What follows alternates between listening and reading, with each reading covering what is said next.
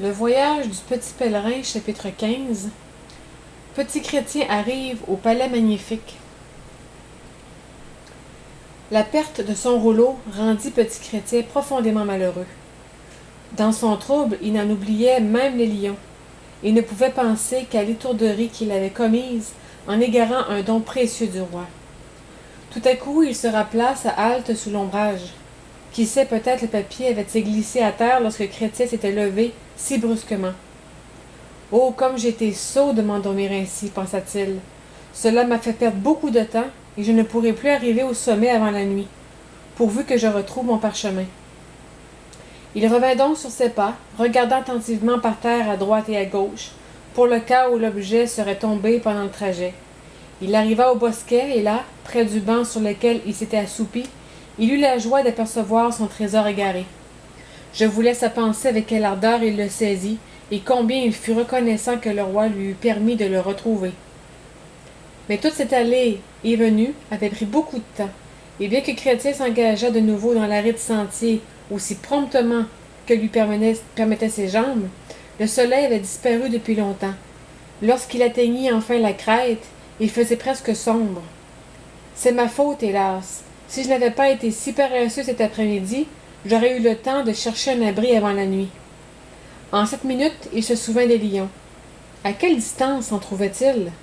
Il avait souvent entendu raconter que ces animaux féroces rôdent dans l'obscurité à la recherche de leur proie. Aussi, à mesure que les ténèbres se faisaient plus profondes, la frayeur de Petit Chrétien augmentait. Bientôt, cependant, il distingua dans l'ombre une grande façade, et cela lui rendit un peu de courage.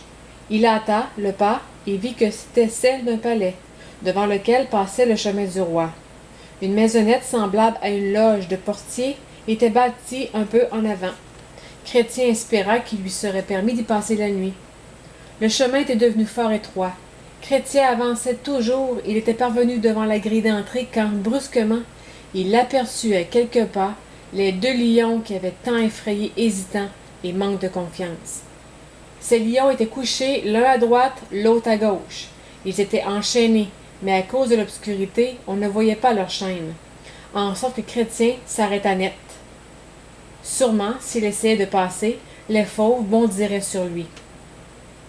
Or, vigilant, le portier du palais savait combien les pèlerins redoutaient les lions.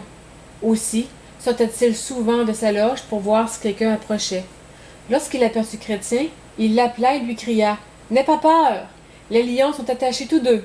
Marche droit devant toi, ils ne te feront aucun mal. » Chrétien avança donc. Son cœur battait, et il tremblait de tous ses membres. Mais il se maintient au milieu du chemin, et quoique les lions rugissent sourdement quand il passa près d'eux, ils demeurèrent immobiles et n'étendirent même pas leurs énormes pattes pour le toucher. Dès qu'il les eut dépassés, Chrétien battit joyeusement des mains, puis, courant au portier, il l'interrogea. « Qu'est-ce que ce château? »« C'est le palais magnifique. Il appartient au roi, qui l'a fait bâtir pour ses pèlerins. »« Vas-tu à la cité céleste? »« Oui, j'ai couché la nuit dernière chez Interprète. »« Croyez-vous que je puisse rester ici jusqu'à demain matin? »« Mais comment se fait-il que tu arrives si tard dans la soirée? » Et Petit Chrétien dut raconter à Vigilant l'emploi de son après-midi et la perte de son rouleau. « Viens avec moi, dit le portier.